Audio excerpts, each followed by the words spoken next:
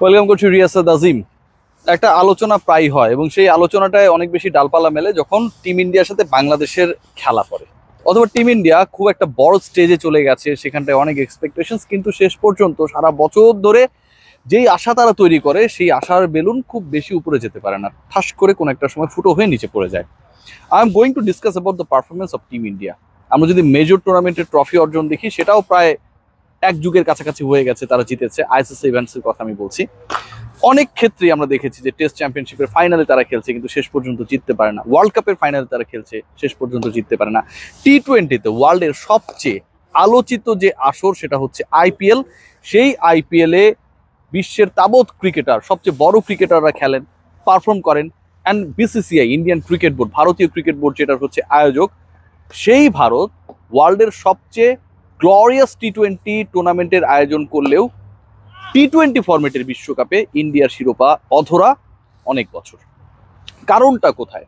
এবারের দল যদি আমরা দেখি, যে দলটা ভারতের হয়ে এবার বিশ্বকাপে খেলতে এসেছে, সেই টিমে এবারের আইপিএল ফাইনাল খেলা কোনো ক্রিকেটার নেই। কোহলি অনেক রান করেছেন, বুমরারা অনেক উইকেট পেয়েছেন, but end of the day this cricketers they were not the part of the IPL final. কেন এই ক্রিকেটাররা চুজ হলেন বা কেন আইপিএল এ ভালো করার পরেও কিছু ক্রিকেটার বাদ পড়লেন, তার একটাই উত্তর, আসলে দলটা আপনাকে 15 সদস্য রাখতে হবে, এর বেশি ক্রিকেটার আপনি নিতে পারবেন না। এবং এই সংখ্যাটা যখন এভাবে নির্ধারিত হয়, ঠিক তখন একই সাথে ঘটনার অপর পিঠে সমান্তরালে যখন কোনো একটা টুর্নামেন্টে অনেক অনেক পারফর্মার থাকে, তখন একটা মেজরিটি অংশকে বাদ পড়তে হবে, সেটাই স্বাভাবিক। কিন্তু যে আইপিএল এত রানস হচ্ছে, যে আইপিএল এ ভারতীয় ক্রিকেটাররা এত ডমিনেটিং পারফরমেন্স দেখিয়েছে, সানরাইজার্সের হয়ে আমরা দেখি অভিষেককে, আমরা যদি খেয়াল করি বিরাট কোহলি বেঙ্গালুরুর হয়ে খেলেছেন, মুম্বাই ইন্ডিয়ান্সের হয়ে আমরা দেখেছি জসপ্রীত বুমরা দারুণ বল করেছেন, এবং একই সাথে শিবম দুবেকে আমরা দেখেছি তিনি দারুণ খেলেছিলেন চেন্নাইয়ের হয়ে। So many cricketers there who actually perform good. Siraj খেলেছিলেন বেঙ্গালুরুর হয়ে। তো এত ক্রিকেটার এত ভালো পারফর্ম করার পরে বিশ্বকাপে এসে তারা পারে না। আমার কাছে যেটা মনে হয় যে আইপিএলটা যেভাবে ইন্ডিয়ান ক্রিকেটকে সমৃদ্ধ করছে, ইন্ডিয়ান ক্রিকেটের মানকে অনেক উপরে নিয়ে যাচ্ছে, টি-20 ফরম্যাটের ক্রিকেটকে একদম এমন একটা অস্পর্শনীয় অবস্থায় নিয়ে যাচ্ছে যেটা আসলে কেউ প্রেডিক্ট করতে পারে না যে কত রান আসলে সেভ হতে পারে। একই সাথে সেটা কিন্তু গ্লোবালি অনেক ক্রিকেটারের সুযোগ করে দেয় টু প্লে দেয়ার।